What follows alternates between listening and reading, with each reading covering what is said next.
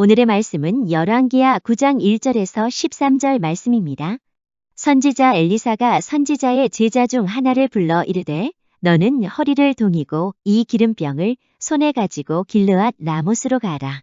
거기에 이르거든 님시의 손자 여호사밧의 아들 예후를 찾아 들어가서 그의 형제 중에서 일어나게 하고 그를 데리고 골방으로 들어가. 기름병을 가지고 그의 머리에 부으며 이르기를 여호와의 말씀이 내가 내게 기름을 부어 이스라엘 왕으로 삼노라 하셨느니라 하고 곧 문을 열고 도망하되 지체하지 말지니라 하니 그 청년 곧 그 선지자의 청년이 길르앗 라못으로 가니라. 그가 이르러 보니 군대 장관들이 앉아 있는지라 소년이 이르되 장관이여 내가 당신에게 할 말이 있나이다. 예후가 이르되 우리 모든 사람 중에 누구에게 하려느냐 하니 이르되 장관이여 당신에게니이다 하는지라.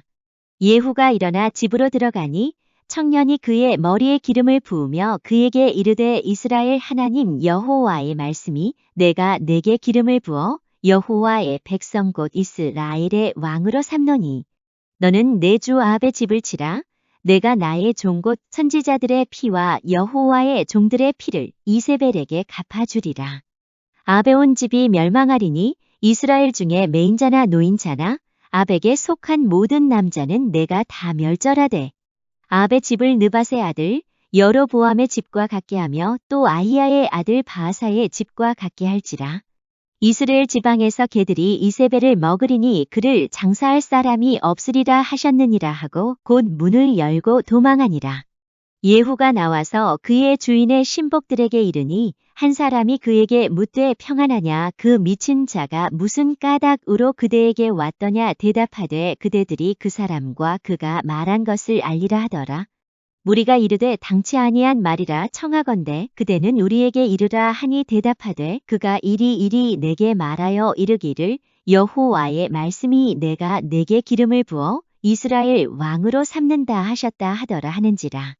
무리가 각각 자기의 옷을 급히 가져다가 섬돌 위 곧 예후의 밑에 깔고 나팔을 불며 이르되 예후는 왕이라 하니라. 아멘.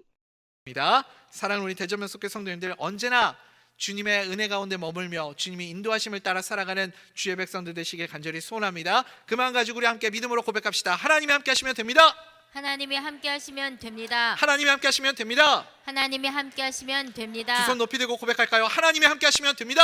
하나님이 함께 하시면 됩니다. 아멘. 여러분, 그 믿음의 고백으로 새로운 한 주간도 함께 하시는 주님의 은혜로 능력 있게 승리의 삶을 살아가는 주의 백성들 되시기를 간절히 소원합니다.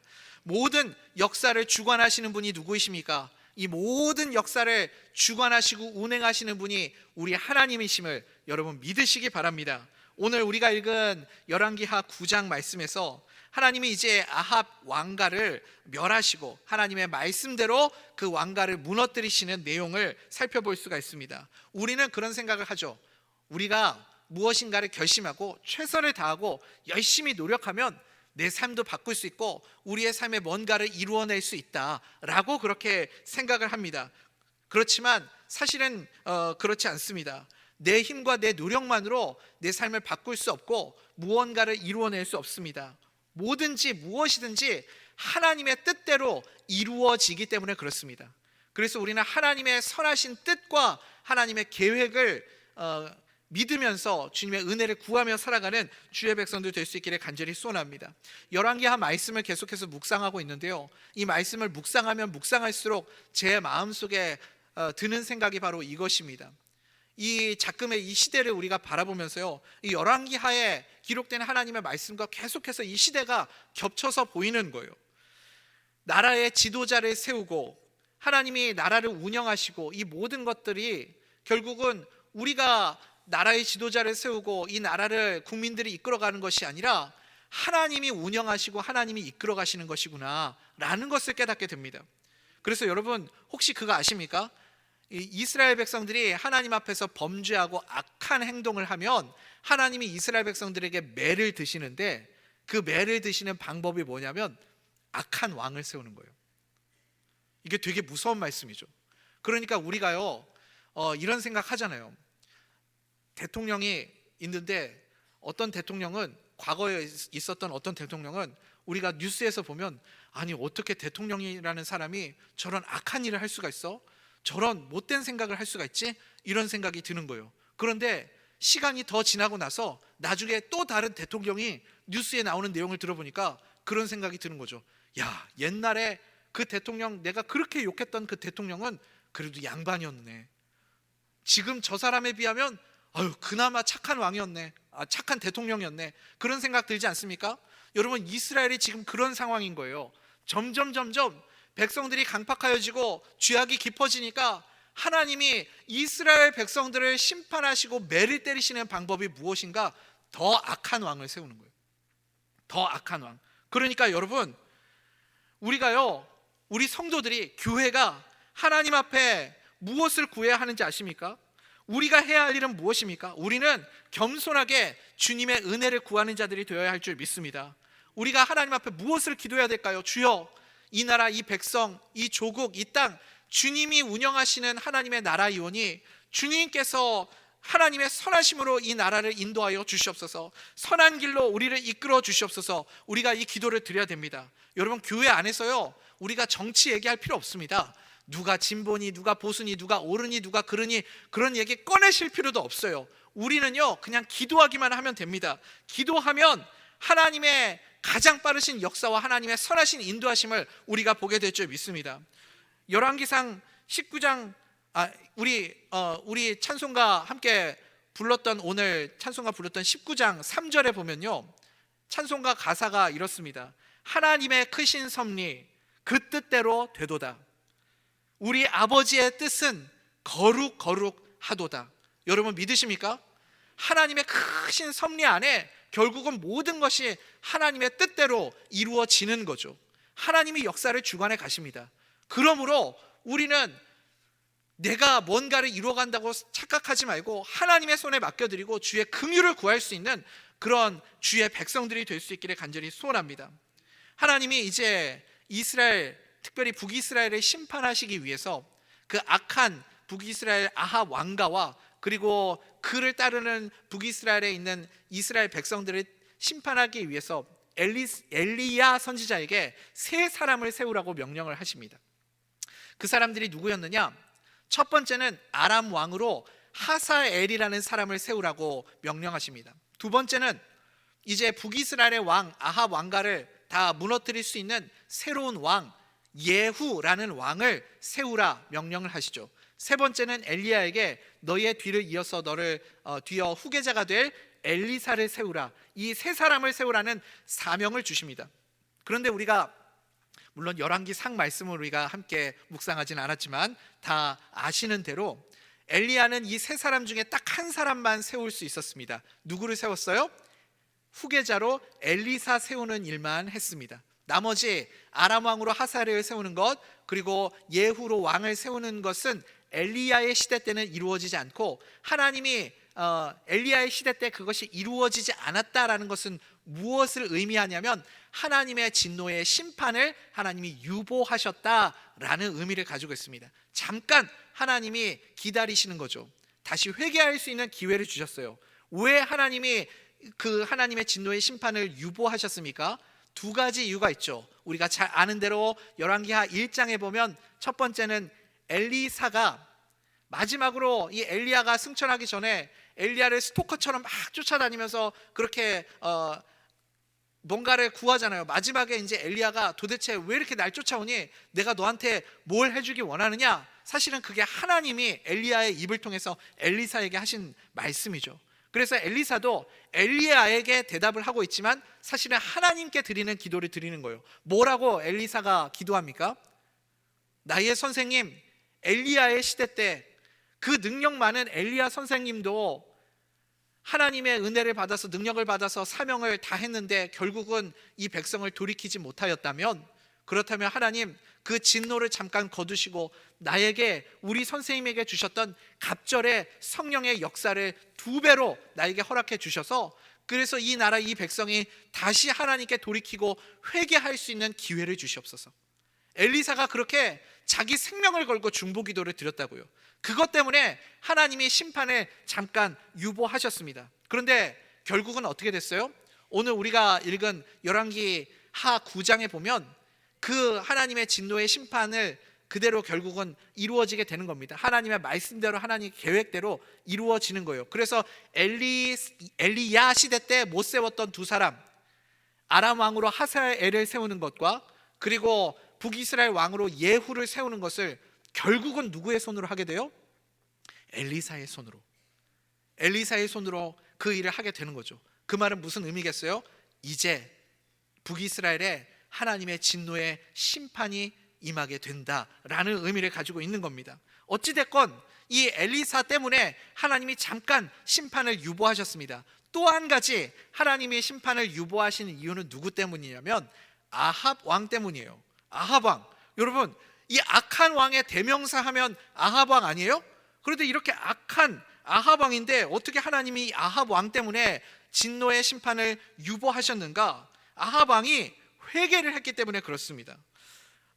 이제 하나님이 아합 왕에게 매를 때리시기 전에 마지막으로 엘리야 선지자를 보낸 거예요. 엘리야 선지자가 가서 형식대로 그렇게 말씀을 전했겠죠. 너 네 맘대로 그렇게 까불고 그렇게 살다가 결국은 하나님이 너 매 때리신대. 너 이제 너네 왕가 다 무너지고 죽는데 하나님이 너를 치시겠대. 그렇게 엘리야 선지자를 통해서 하나님이 말씀하셨습니다. 경고를 하셨어요. 어차피 마음이 완악하고 교만한 사람들은요, 하나님의 말씀이 아무리 들려도 안 듣거든요. 회개 안 합니다. 귀뚱으로도 안 들어요. 그러니 엘리야 선지자가 그 말씀을 전했다고 아합 왕이 회개하겠어요? 그런데 이게 웬걸? 아합 왕이 갑자기 베옷을 입고 금식하며 하나님 앞에 회개를 하기 시작하는 겁니다. 원래 여러분, 우리 출애굽기에서도 보면 바로 왕이 모세를 보내서 바로 왕에게 이제 나의 백성들을 보내달라 요청할 때 바로 왕이 말을 안 듣잖아요. 10가지 재앙, 10번째 재앙이 내릴 때까지도 바로 왕이 마음이 완악하여지고 강팍하여져 가지고 그래서 끝까지 말을 안 듣지 않습니까? 악한 사람들은 원래 그렇거든요. 절대 마음을 바꾸지 않습니다. 그런데 이 아합 왕이요, 너 망한다 그 말 한마디 듣고 갑자기 회개하면서 하나님 앞에 풀이 죽어 다니면서 그렇게 엎드리는 모습을 보게 됩니다. 지금 여러분들 잘 못 믿으시는 눈치신데 열왕기 한 말씀만 너무 열심히 공부하셔가지고, 그죠? 우리 열왕기 상으로 한번 가보겠습니다. 열왕기 상 21장 27절 말씀 우리 같이 한번 읽어볼까요? 시작. 아합이 이 모든 말씀을 들을 때에 그의 옷을 찢고 배로 몸을 동이고 금식하고 붉은 배에 누우며 또 풀이 죽어 다니더라. 아멘. 아합 왕이 이렇게 베옷을 입고 금식하면서 회개를 하는 거예요. 또 이게 얼마나 진심으로 회개를 하는지 아합 왕이 풀이 죽어서 다니더라 이렇게 말씀하고 있습니다. 하나님이요, 정말 좋아하시는 모습 중에 하나가 뭐냐면 풀이 죽어 다니는 겁니다. 여러분, 좀 고개 뻣뻣이 들고 다니지 마시고요, 여러분 가끔은 좀 풀이 죽어 다니십시오. 하나님이 기뻐하시고 긍휼의 은혜를 베풀어 주실 줄 믿습니다. 하나님이 왜 아무도 아멘을 안 하십니까? 여러분, 이렇게 뻣뻣하게 구실 거예요. 여러분, 조금 풀이 죽어 다니십시오. 네, 그러면 하나님이 긍휼의 은혜를 주실 줄 믿습니다. 이 아합 왕이요, 이렇게 풀이 죽어 다니는 게 하나님이 너무 좋으신 거예요. 어디 자랑할 데가 없는 거예요. 이거를 어디다가 좀 아합 왕을 좀 자랑하고 싶은데, 그 풀이 죽어 다니는 모습을 자랑하고 싶은데 어디 자랑할 데가 없으니까 부를 사람이 또 엘리야밖에 없잖아요. 그래서 또 하나님이 엘리야를 부르십니다. 엘리야야, 이리 와봐라. 너 봤냐 그거? 아합 왕 봤어? 아합이 겸비하고 이렇게 풀이 죽어 다니는 거 너 봤냐? 그래서 하나님이 너무 기뻐가지고요, 하나님이 들려고 하셨던 그 매를 하나님이 잠시 내려놓으신 거예요. 내가 아합 왕 때에는 내가 매 때리지 않겠다. 그를 심판하지 않겠다. 그리고 그 아들의 때에 내가 진노의 매를 드리겠다. 하나님이 약속하신 거예요. 그 약속 때문에 아합 왕 시대, 엘리야의 시대 때는 심판이 임하지 않았던 거죠. 그리고 그 제자 엘리사의 시대 때, 그래서 아합 왕의 둘째 아들, 첫 번째 아들 아하시아 말고 두 번째 아들 누구죠? 요람 왕의 때에 하나님이 드디어 심판의 매를 드시는 것을 보게 됩니다.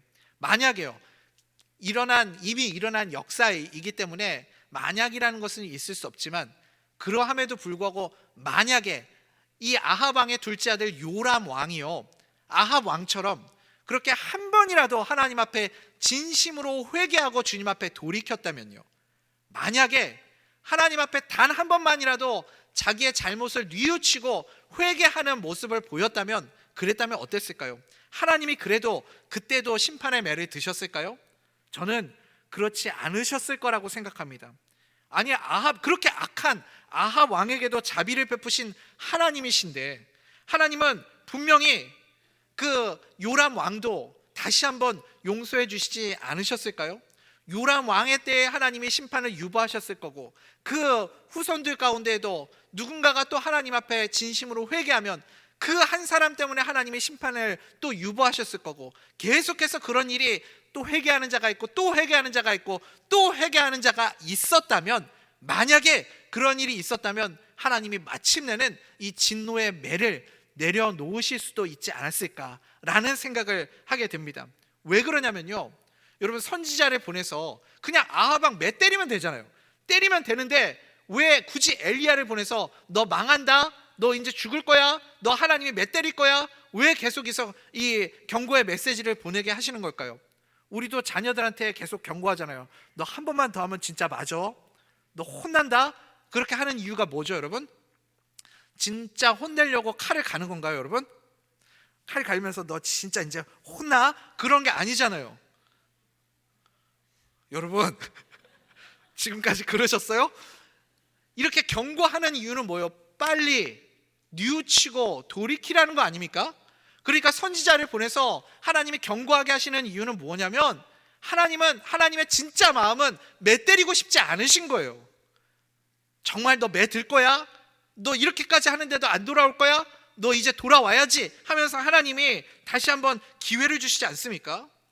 그 악한 아합 왕조차도 겸손하게 회개했더니 하나님의 심판을 유예해 주시잖아요. 그렇다고 한다면 여러분, 하나님의 택함을 받은 우리 그리스도인들, 주의 백성들은 하나님 앞에 우리가 겸손하게 회개하고 주님의 은혜를 구하는 한 사람만 있어도요, 하나님이 우리에게 긍휼의 은혜를 베풀어 주실 줄 믿습니다. 이 나라, 이 민족, 하나님이 그 진심으로 하나님 앞에 회개하고 기도하는 그 한 사람의 기도 때문에 이 나라를 하나님이 회복시켜 주시고 이 나라를 하나님이 구해 주시고 살려 주실 줄 믿습니다. 제가 믿음의 공식 몇 번 설교 시간에 말씀드렸는데요, 우리가 하나님의 말씀 앞에 진심으로 뉘우치고 하나님의 말씀을 붙잡고 순종하면, 그러면 하나님이 우리 가운데 반드시 긍휼의 은혜를 베풀어 주십니다. 한 번 순종하면 뭐죠, 여러분? 한 번 순종하면 인생의 방향이 바뀌어요. 두 번 순종하면 그때부터는 인생의 도약이 일어납니다. 뛰어가는 인생이 돼요. 세 번 순종하면 기적의 역사를 경험하는 인생이 될 줄 믿습니다. 이게 믿음의 공식이라니까요. 한 번 순종하면 인생의 방향이 바뀌고, 두 번 순종하면 인생의 도약이 일어나고, 세 번 순종하면 기적의 역사가 나타난다. 믿으십니까? 하나님의 말씀 붙잡고 순종하는 삶 살아가면 매일매일 우리의 삶 가운데 기적의 역사를 경험하는 주의 백성들 될 줄 믿습니다. 창세기에도 비슷한 사건이 하나 나오죠. 아브라함에게 하나님이 말씀하시는 거예요. 소돔성을 내가 심판하겠다, 불로 저 땅을 심판하겠다. 하나님이 말씀하시면서 이제 그 소돔을 멸망시킬 계획을 말씀하십니다. 아브라함이요, 하나님 앞에 기도를 드리는 거, 하나님, 저 땅에도 하나님을 믿는 사람도 있을 텐데, 하나님, 저 땅에도 하나님을 잘 섬기는 사람도 있을 텐데 그 사람들 억울하지 않을까요? 그 사람들 너무 불쌍한 거 아니에요? 저 악한 사람들 때문에 같이 죽는 거 너무 억울하지 않습니까? 저기 의인들이 100명 있으면 어떡할 거예요? 그러면 내가 심판하지 않겠다. 그랬더니 또 아브라함이 약간 자신이 없는 거예요. 20명은요 내가 심판 안 할 거야. 20명만 있어도 내가 심판 안 할 거야. 10명이요 10명 있으면 어떡할 건데요? 그때 하나님이 10명만 있어도, 의인 10명만 있어도 내가 저 땅을 심판하지 않겠다, 하나님이 말씀하십니다. 그때 아브라함이 거기까지만 기도를 했어요. 아브라함이 거기까지 기도하고 멈췄다고요. 만약에 아브라함이요 이렇게 기도했다면요, 이것도 만약이지만, 하나님, 여기에 의인 한 사람이 있지 않습니까? 저 한 사람 때문에, 저 한 사람의 기도 때문에라도 하나님, 다시 한번 하나님의 심판을 유보해 주시면 안 될까요? 하나님, 기도하는 한 사람이 있는데 그 한 사람 때문이라도 하나님 그 진노의 매를 잠깐 내려놓으시고 다시 한번 긍휼의 은혜를 베풀어 주시면 안 될까요? 만약에요, 아브라함이 포기하지 않고 거기서 더 기도했다면, 그랬다면 어쩌면 그 소돔 땅에도 하나님의 진노의 불이 임하지 않았을지도 모릅니다. 의인 10사람이 없어서 소돔성이 멸망한 것이 아니라 사실은 여러분 무엇 때문이에요? 아브라함이 더 이상 은혜를 구하기를 포기했기 때문에, 그래서 하나님이 그 땅을 결국 심판하신 거죠. 여러분, 그러므로 우리에게 기도가 얼마나 중요한지 모릅니다. 의인 한 사람의 기도, 하나님 앞에 온전하게 서 있는 그 그리스도인 한 사람의 기도, 여러분 기도하십시오. 하나님, 나 좀 보시고. 여러분들 그럴 만한 자격이 있어요. 나 주의 백성 아니에요? 나 하나님 자녀 아니에요? 내가 이 땅에 살고 있는데, 대한민국에 살고 있는데, 나를 좀, 내 얼굴을 좀 보시고 나를 좀 불쌍히 여기시고, 그래서 이 나라 이 조국을 하나님 살려주세요. 다시 회복시켜 주세요. 다시 일으켜 주세요. 여러분들 한 사람이 그렇게 진심을 다해 주님 앞에 기도하면 주님께서 그 기도 들으시고 우리나라 이 조국을 살려주실 줄 믿습니다. 여러분, 한 사람을 통해 하나님의 구원의 역사가 나타나게 되는 거예요. 그런데 요람 왕은 끝까지 회개하지 않았습니다. 끝까지 자신의 잘못을 뉘우치지 않았기 때문에 결국은 하나님의 진노의 매를 맞게 되는 것을 보게 됩니다. 우리 1절부터 3절까지 하나님의 말씀 한번 보겠습니다. 시작. 선지자 엘리사가 선지자의 제자 중 하나를 불러 이르되 너는 허리를 동이고 이 기름병을 손에 가지고 길르앗 라못으로 가라. 거기에 이르거든 님시의 손자 여호사밧의 아들 예후를 찾아 들어가서 그의 형제 중에서 일어나게 하고 그를 데리고 골방으로 들어가 기름병을 가지고 그의 머리에 부으며 이르기를 여호와의 말씀이 내가 내게 기름을 부어 이스라엘 왕으로 삼노라 하셨느니라 하고 곧 문을 열고 도망하되 지체하지 말지니라 하니. 아멘. 그래서 하나님이 이제 이 요람 왕 아합 왕가를 이 아합 왕조, 오므리부터 시작해서 오므리, 아합, 아하시아, 요람으로 이어지는 이 4대 왕가를 완전히 하나님이 무너뜨리기 위해서 예후라는 사람을 왕으로 하나님이 세우시는 모습을 볼 수 있습니다. 여기서 좀 재미있는 게 뭐냐면, 이 엘리사가 자기 제자를 보내가지고 이 예후라는 사람에게 기름을 붓고, 그리고 이제 하나님의 말씀을 전하죠. 네가 이제 왕이다 하면서 하나님의 말씀을 전합니다. 전한 다음에가 참 재밌어요. 그 다음에 이 엘리사의 제자가요, 급히 도망쳐서 빠져나가는 것을 보게 됩니다. 왜 도망쳤을까요? 그 이유에 대해서 성경이 명확하게 말씀해주고 있지는 않지만, 가장 설득력 있는 이유는 선지자의 제자 역할은 하나님의 메시지를 전하는 데까지만 이기 때문에 그렇다라는 의견들이 가장 설득력을 받습니다. 설득력이 있죠. 메시지 전달자 자신이 사건의 중심에 서지 않고 어떤 정치적인 개입이나 이런 것 하지 않고 하나님의 말씀만 증거하고 빨리 빠지라는 거죠. 하나님의 말씀만 선포될 수 있도록. 그래서 이 엘리사의 제자가 기름 붓고 하나님의 말씀 전하고 바로 도망쳐서 나오게 됩니다. 그리고 골방에 들어가 있던 이 예후가 그 안에서 이제 모든 일이 이루어지고, 골방에서 나오니까 그 예후가 전쟁터에서 지금 군대 장관인데 예후를 따르는 부하들과 그 주변에 있는 사람들이 궁금하잖아요. 그 안에서 무슨 일이 있었는지. 도대체 그 안에서 무슨 일이 있었습니까? 여러분, 우리도요, 누가 우리 몰래 어디서 이렇게 전화통화하고 얘기하고 그러면 되게 궁금하잖아요. 무슨 얘기했어? 뭐 얘기했어? 얘기 좀 해봐. 막 이렇게 궁금할 때가 있지 않습니까? 그래서 이제 측근들도 와가지고 물어본 거예요. 도대체 무슨 일이 있었어요? 얘기 좀 해주십시오. 그랬더니 예후가 뭐라고 하냐면, 나보고 왕하래, 내가 왕이래, 그렇게 이야기를 한 거죠. 그랬더니 그 주변에 있는 측근들이 다 겉옷을 벗어서 그 앞에, 예후 앞에 깔고 엎드려서 절하면서 당신이 우리의 왕입니다, 그렇게 선언을 한 거죠. 이 예후라는 사람이 굉장히 인망이 있었던 것 같아요. 인간관계를 잘했던 것 같습니다. 그래서 요람 왕이 워낙 왕으로서의 역할을 잘 못하니까 사람들도 이 예후라는 사람이 왕이 되면 좋겠다, 그런 생각을 가졌던 거죠. 그래서 이제 이 요람을 칠 하나님의 매로 예후를 왕으로 세우는 모습을 볼 수 있습니다. 우리 13절 말씀 한번 읽어볼까요? 시작. 우리가 각각 자기의 옷을 급히 가져다가 섬돌 위 곧 예후의 밑에 깔고 나팔을 불며 이르되 예후는 왕이라 하니라. 아멘. 여러분, 이 모든 일들이 지금 어디에서 이루어지고 있습니까? 길르앗 라못이라고 하는 전쟁터예요. 지금 북이스라엘은요, 아람 나라와 전쟁 중입니다. 한참 전쟁을 벌이고 있는 상황인데, 길르앗 라못이라는 이 전쟁에서 전쟁을 벌이다가 요람 왕이요 부상을 당했습니다. 그래서 이스라엘이라는 곳에 가서 그곳에서 잠시 치료차 이스라엘에 있는 성으로 들어가게 됩니다. 북이스라엘 왕에게는요 왕궁이 두 군데가 있었습니다. 우리가 잘 아는 대로요 북이스라엘의 수도가 어디예요? 사마리아죠. 사마리아는 요새 성이에요. 성읍이에요. 그래서 이제 적군이 쳐들어오고 진격을 해오면 마지막에 항전을 벌일 수 있는 요새, 거기가 사마리아 성이거든요. 그런데 이 이스라엘은 평지에 있습니다.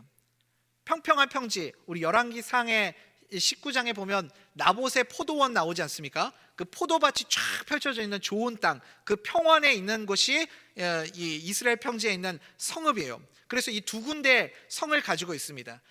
보통 이제 사마리아는 요새 성읍이니까 산성이니까 겨울에는 춥잖아요. 그래서 여름에 왕이 이 산성에 머물고 사마리아에 머물고 겨울에 추울 때는 좀 따뜻한 평지 이스라엘 평지에 와가지고 이스라엘 평지에 있는 왕성에 머물곤 하였습니다.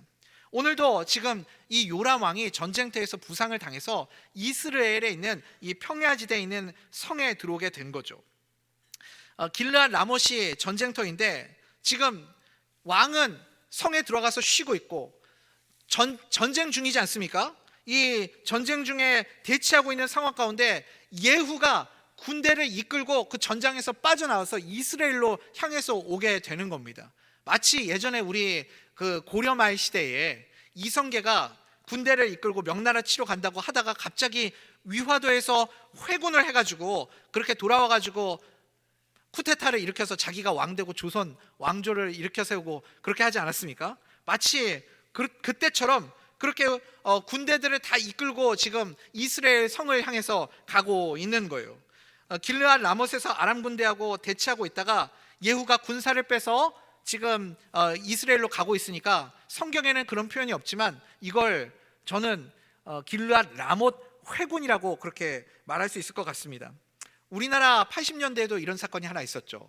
80년대에 어떤 전 모 분께서 그렇게 전방에 최전방에 있는 군인들을 다 끌어모다가 서울 점령하고 그리고 거기서 이렇게 쿠데타를 일으키지 않았습니까?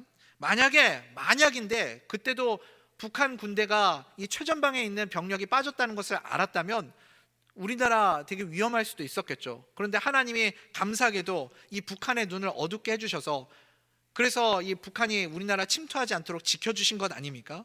그러니 이 모든 게 사실은 하나님의 손에 있는 거라고요. 모든 역사를 주관하시는 것은 하나님이심을 여러분 믿으시기 바랍니다. 하나님의 손 아래 있다니까요. 지금 이스라엘도 비슷한 상황입니다.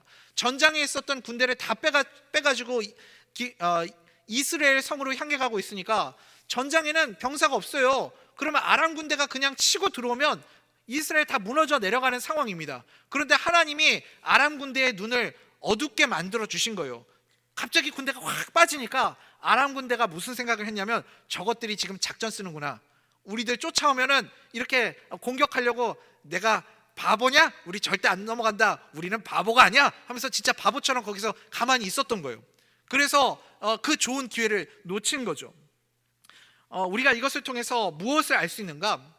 여러분 세상이요 힘의 논리로 움직이는 것 같고 권력이 힘이 세상을 움직이는 것처럼 보이지만 결국 누가 이 세상을 움직입니까? 보이지 않는 하나님의 손이 이 역사를 주관하시고 주권을 가지고 하나님이 이끌어 가심을 여러분 믿으시기 바랍니다. 우리는요 각자가 다 자기들이 생각하고 자기들이 판단하고 내가 결정한 일이라고 생각을 하죠. 그런데 결국은 다 그게 하나님의 뜻대로 되는 거라고요. 하나님이 뜻하신 대로 이루어지게 되어 있습니다. 얼마 전에 우리 대한민국에도 새로운 지도자가 선출되지 않았습니까? 여러분 이제 우리가 해야 할 일이 무엇입니까? 내가 지지했던 지도자이든 아니면 내가 지지하지 않았던 지도자이든 그것과 상관없이 우리는 우리나라 대통령을 위해서 반드시 기도해야 합니다. 우리가 겸손하게 기도하면 하나님이 이 나라를 하나님의 선하신 주권으로 하나님의 선하신 뜻대로 이 나라를 이끌어 가실 줄 믿습니다. 그리고 그게 아니면 교회가 하나님 앞에 기도하지 않고 교회가 하나님 앞에 주의 긍휼을 구하지 않으면 여러분 어쩌면 우리는 새로운 대통령이 선출된 그 5년의 시간들 동안 뼈저리게 우리가 하나님 앞에 기도하지 않았던 것에 대한 그 하나님의 심판의 매를 맞아야 되는 시간이 될 수도 있습니다. 그러니까 우리 교회가 해야 할 일이 무엇입니까? 모든 것이 다 하나님의 손에 있잖아요. 하나님의 은혜를 구하는 겸손한 기도자, 겸손한 예배자 다 될 수 있기를 간절히 소원합니다. 우리가 기도해야 할 분명한 이유가 바로 여기 있는 거죠. 그 다음에 하나님께서 이 요람을 망하게 만들려고 하시니까 이 왕을 어리석게 만들어 버리시는 거예요. 요람 왕이요, 조금 자기가 정신 차렸으면 죽지 않을 수 있는 기회도 있었습니다. 그런데 하나님이 이 요람 왕을 어리석게 만들어 버리시는 것을 볼 수 있습니다. 그러니까 역사를 하나님이 주관하시는 거라고요. 이것도 참 중요한 건데 이 요람 왕이 하는 행동들이 상식적으로 잘 이해가 안 됩니다. 망하는 사람들 한번 보세요. 망하는 사람들 옆에서 지켜보면요, 정상적인 판단과 생각을 잘 못합니다. 그 순간에는 내가 굉장히 똑똑한 것 같고 내가 굉장히 통찰력이 있는 것 같고 분별력이 있는 것처럼 보이지만 하나님이 어리석게 만들면요, 나중에 생각이 들어요. 그때 내가 왜 그런 행동을 했지? 내가 왜 그런 바보 같은 일들을 했을까? 내가 왜 그런 어리석은 결정을 내렸을까? 그런 순간이 온다고요. 그래서 여러분, 우리가 정말 하나님의 지혜를 구해야 됩니다. 하나님의 지혜가 없으면요, 어느 순간 우리는 어리석어질 수 있거든요. 그런데 성령님이 지혜의 영 아닙니까? 우리 가운데 성령님이 역사하시면 우리에게 하나님의 지혜를 주세요. 하나님의 길을 가르쳐 주십니다. 대표적인 사람이 베드로와 요한이잖아요. 베드로와 요한이 뭐 하던 사람이에요? 어부들이었죠. 그 사람들은 많이 공부한 사람들이 아닙니다. 학식이 풍부한 사람이 아니에요. 그런데 사도행전에 한번 보세요. 베드로가 하는 그 설교를 듣고 많은 사람들이 깜짝 놀랍니다. 저 사람 왜 이렇게 말을 잘해? 왜 이렇게 논리적이야? 왜 저렇게 설득력 있게 설교를 잘하지? 사람들이 깜짝 놀라는 겁니다. 이것도 여러분 못 믿으시는 눈치신 것 같은데 우리 사도행전 4장 13절 말씀 우리 한번 찾아볼까요? 시작.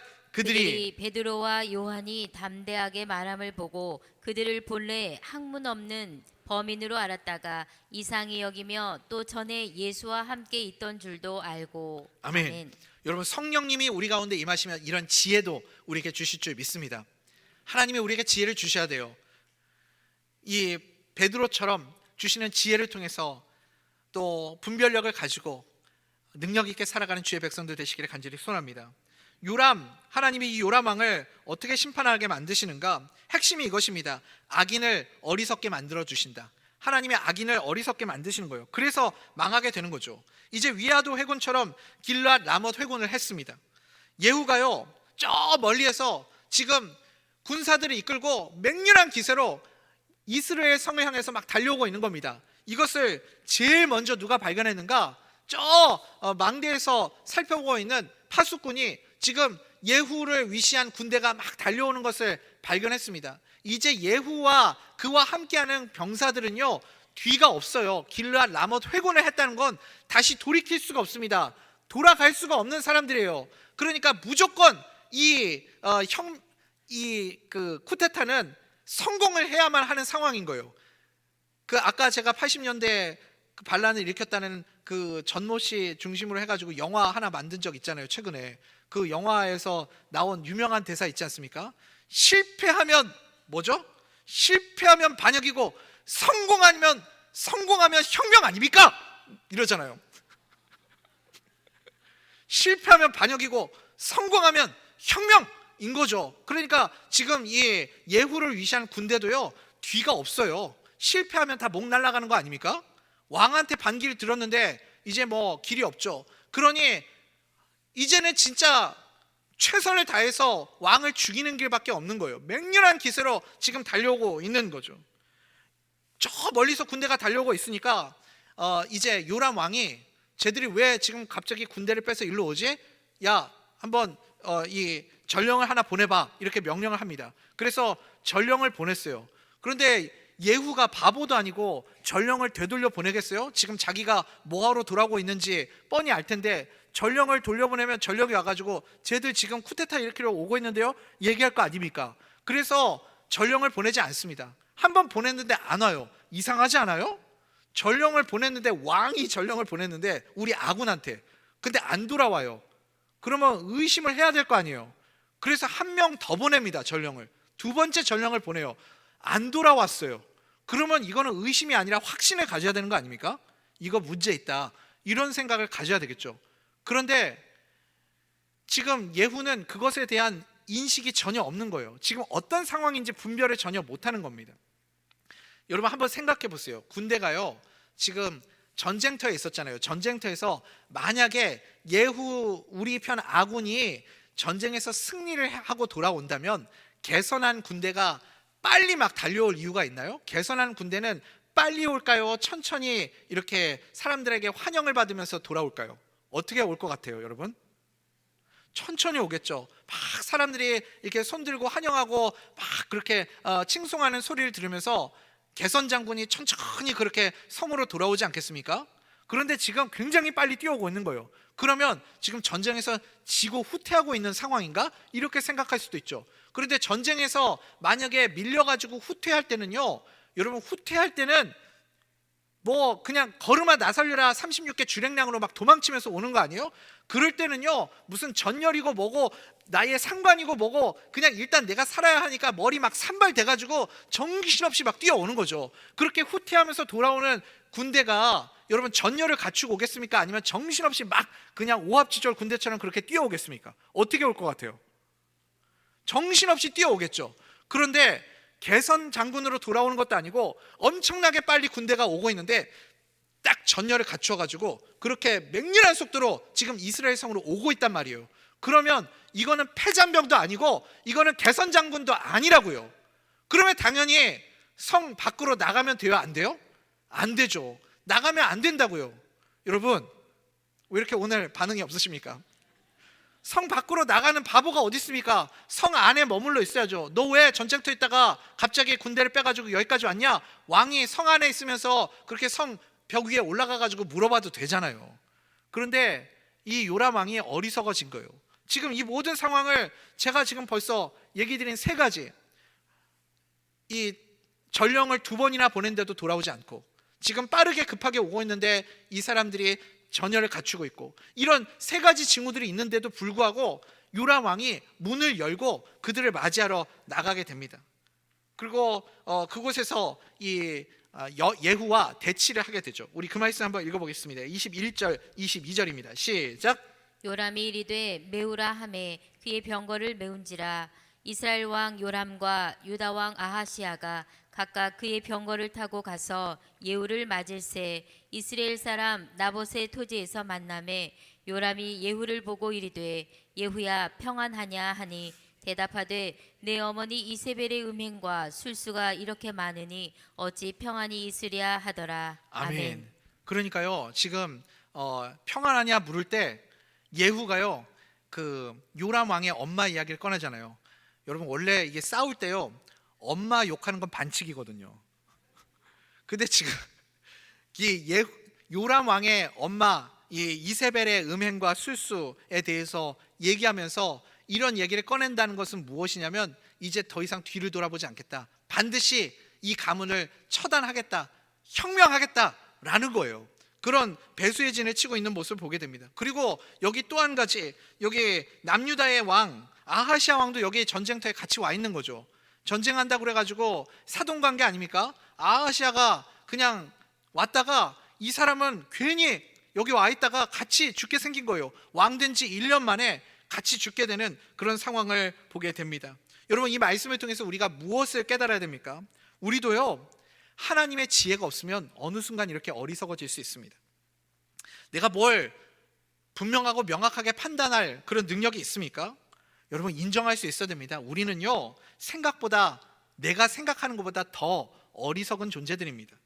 내가 판단해봤자 늘 손해볼 수밖에 없습니다. 그래서요 주님 앞에 우리는 겸손하게 은혜를 구해야 됩니다. 주님 나는 아무것도 모릅니다. 어리석은 자입니다. 주님 나를 이끌어 주십시오. 그리고 인정할 수 있어야 됩니다. 주님 나는 죽었습니다. 나는 죽고 오직 예수로만 살아가는 자이오니 주님이 나의 삶을 책임져 주시고 주님의 은혜로 주님의 지혜로 나를 인도하여 주시옵소서. 구할 수 있는 하나님의 백성들 될 수 있기를 간절히 소원합니다. 그거 아니면요 우리는 늘 어리석은 판단하고 엉뚱한 길로 갈 수밖에 없습니다. 사랑하는 우리 대전면 속교 성도님들, 이제 말씀 맺겠습니다. 오늘도 예수님 앞에서 나를 부인하고 나를 내려놓고 예수님께서 나를 이끌어가는 그런 삶이 되기를 기도하고 소원할 수 있는 주의 백성들 될 수 있기를 간절히 소원합니다. 여러분, 성령님의 지혜로 인도함 받는 인생이 가장 지혜로운 삶을 살아가는 인생이고, 그래야 성령님의 인도하심을 받는 인생이 열매 맺는 삶이 될 줄 믿습니다. 우리 대전병석교회도 하나님의 지혜로 인도함 받는 그런 교회 되기를 간절히 소원합니다.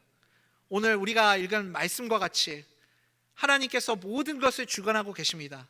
내 판단과 내 결정과 내가 생각하는 것으로, 나의 노력과 열심으로 무언가를 이루어간다고 여러분 착각하지 마십시오.